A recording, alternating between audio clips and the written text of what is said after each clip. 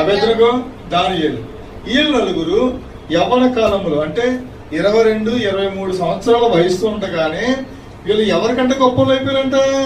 ఆ దేశంలో ఉన్న సకుడగాండ్ర కంటే, గాడి విద్య చేసే వాళ్ళ కంటే, మంత్రగాళ్ళ కంటే, సకల విద్యా ప్రవీణత సంపాదించిన వాళ్ళందరికంటే కూడా వీళ్ళ 10 అంతలు శ్రేష్ఠులు అయిపోయారు. దేవునికి మహిమ కలుగును గాక. హల్లెలూయా. ఎంతగా లేదు ఇది?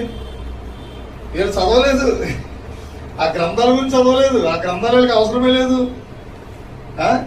కానీ దేవుని ఆశ్రయించటం వలన, దేవుని యందు నమ్మకముగా జీవించటం వలన వీళ్ళు వాళ్ళందరికంటే కూడా 10 అంతలు శ్రేష్ఠులు అయిపోయారు. మళ్ళీ మనం మొదలు చెప్పింది చెప్పాలి ఏంటి?